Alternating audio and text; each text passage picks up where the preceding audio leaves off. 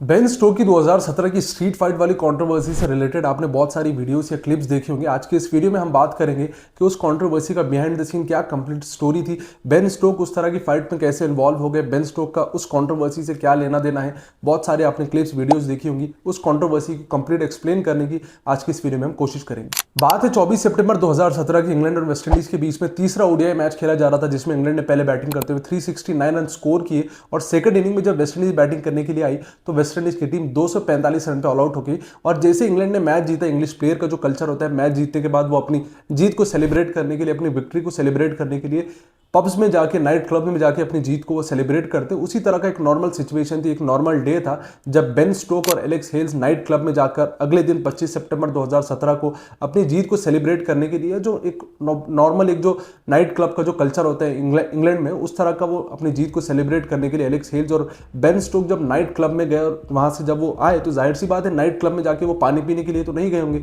Night club से जब वो वापस आ रहे थे वो ऑलरेडी बहुत ज़्यादा ड्रंक थे। बेन स्टोक की अगर से मैं खास बात करूं, जब बेन स्टोक्स पब से, नाइट क्लब से जब बाहर आए तो उन्होंने देखा रियान अली और रियान हिल नाम के दो बंदे, क्योंकि उन्हें जब तो नाम उन्हें पता नहीं था, मैं आपकी इन्फॉर्मेशन के लिए नाम बता रहा हूं, दो लोग रियान अली और रियान हिल मिलकर, ये दो बंदे मिलकर दो गे मैन को अब्यूज कर रहे थे। जब बेन स्टोक ने देखा कि रियान अली और रियान हिल मिलकर दो गे मैन को अब्यूज कर रहे हैं, उन दोनों के बीच में कोई फाइट वाली कॉन्ट्रोवर्सी, फाइट वाली कोई सिचुएशन बन रही है, तो बेन स्टोक ने जाके कोशिश की कि दोनों पार्टीज के बीच में जाके सुलह करवाने की। बेन स्टोक ने जब कोशिश की तो रियान हिल नाम का जो बंदा, दोनों बंदों में जो रियान हिल नाम का बंदा था, बेन स्टोक के ऊपर उसने चढ़ाई करने की कोशिश की, बेन स्टोक को अब्यूज करना स्टार्ट कर दिया। और बेन स्टोक तो आपको पता है ऑलरेडी वो बहुत ज्यादा गुस्से वाला बंदा है। जब रियान हिल ने बेन स्टोक को अब्यूज किया तो बेन स्टोक अपने गुस्से पर काबू नहीं कर सके और जो दो पार्टीज के बीच में वो सुलह कराने के गए, तो वो जो सुलह कराने के लिए गए, सुलह तो नहीं हो सकी दोनों पार्टीज के बीच में। बेन स्टोक खुद उस फाइट के अंदर इन्वॉल्व हो गए। रियान हिल को आपने देखा होगा बहुत सारे वीडियोस जिसमें बेन स्टोक बहुत ज़्यादा बुरी तरीके से जिसके फाइट कर बहुत ज़्यादा पंचेस मार रहे हैं,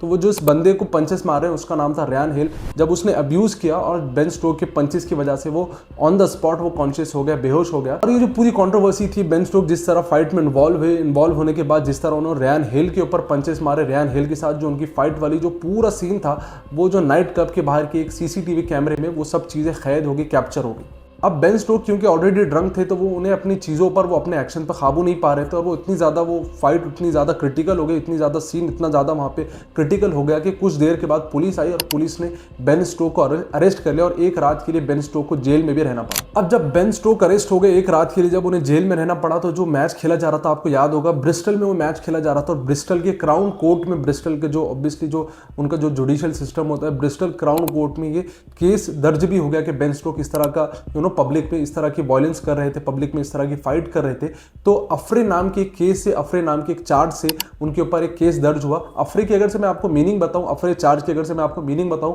तो वो ये होता है कि पब्लिक सिचुएशन में, पब्लिक कंडीशन में जहां पे आप वायलेंस कर रहे हैं और उस वायलेंस की वजह से जहां पे लोगों के बीच में डर का माहौल पैदा होता है, उसे कहते हैं अफरे। जो एक एक इंग्लिश का अगर से आप कहें, यूके का एक चार्ज सिस्टम है जिसे अफरे कहते हैं। जो भी लोग पब्लिक में जाके वायलेंस करते हैं और उनके वायलेंस क्रिएट करने की वजह से लोगों में डर का माहौल क्रिएट होता है, उसे कहते हैं अफरे। अब जब ब्रिस्टल क्राउन कोर्ट में जब ये केस दर्ज हुआ, ये चार्ज दर्ज हुआ, बेन स्टोक पब्लिक में जिस तरह की वायलेंस कर रहे हैं और जिस तरह की जो कंप्लीट केस, जब ब्रिस्टल क्राउन कोर्ट में जब ये केस दर्ज हुआ, उसके बाद तीन लोग, रियान अली, रियान हिल और बेन स्टोक, कोर्ट में उनकी पेशी हुई। और जैसा कि मैंने आपको कहा कि सीसीटीवी फुटेज में, सीसीटीवी कैमरे में ये सब चीजें, ये इंसिडेंट जो बेन स्टोक रियान हिल के ऊपर चढ़ाई कर रहे हैं, उनके फाइट कर रहे हैं, उनको जो पंचेस मार रहे हैं, ये सब इंसिडेंट सीसीटीवी फुटेज में कैप्चर हुआ, जैसा कि मैंने आपको स्टार्टिंग में कहा। तो कोर्ट में जो बेन स्टोक के अगेन जो दो लोग थे, रियान अली और रियान हिल वाली जो पार्टी थी, जिस तरह कोर्ट में केस गया, तो उनके ऊपर ये चार्जेस लगाए गए कि बेन स्टोक ने अननेसेसरीली सिचुएशन को और ज्यादा क्रिटिकल बनाया। डिफेंस में जो बेन स्टोक के जो जज थे, उन्होंने ये कहा कि स्टोक्स ने जो फाइट की, स्टोक ने जो पंचेस मारे,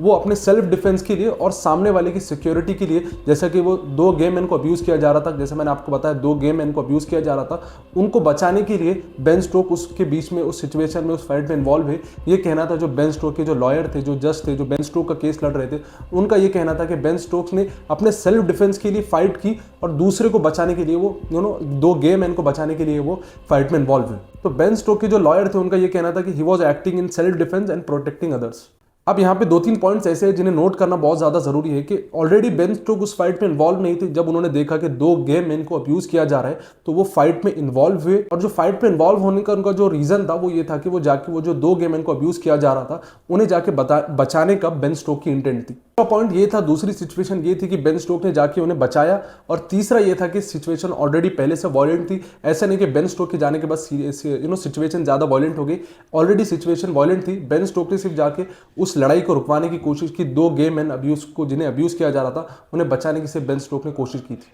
और जो सामने वाली पार्टी थी, ब्रायन हिल और रेयान अली वाली जो पार्टी थी, उनका जो केस चल रहा था, उनके जो लॉयर था, क्योंकि रेयान हिल ऑलरेडी जगह पे बेन स्टोक की फाइट्स की वजह से, पंचेस की वजह से वो जगह पे अनकॉन्शियस हो गए थे। तो उनका सिचुएशन, क्योंकि उनके वो बेहोश हो गए थे, तो उन्हें सिचुएशन के बारे में उस मौके पर क्या हुआ था रेयान हिल को याद ही नहीं था, क्योंकि वो ऑलरेडी बेन स्टोक की पंचेस की वजह से वो बेहोश हो गए थे। तो उनकी जो लॉयर का केस था वो ऑलरेडी वीक हो गया, कि क्योंकि उनकी पार्टी के जो दो लोग थे, रेयान हिल, क्योंकि वो जगह पे बेहोश हो गए थे, तो उन्हें सिचुएशन के बारे में कुछ याद ही नहीं था। तो सिचुएशन और वो जो केस चल रहा था वो ऑलरेडी जगह पे वीक हो गया, क्योंकि रेयान हिल को कुछ याद ही नहीं था। अब जब ये दोनों पार्टी की तरफ से, दोनों लॉयर्स की तरफ से, रेयान हिल वाली के लॉयर की तरफ से और बेन स्टोक के लॉयर की तरफ से, जब दोनों के अपने अपने स्टेटमेंट्स रखे गए, तो उसके बाद जो मैंने आपको कहा कि ब्रिस्टल क्राउन कोर्ट में ये फैसला किया गया कि बेन स्टोक को नॉट गिल्टी के तौर पे कोर्ट ने करार दे दिया। बेन स्टोक को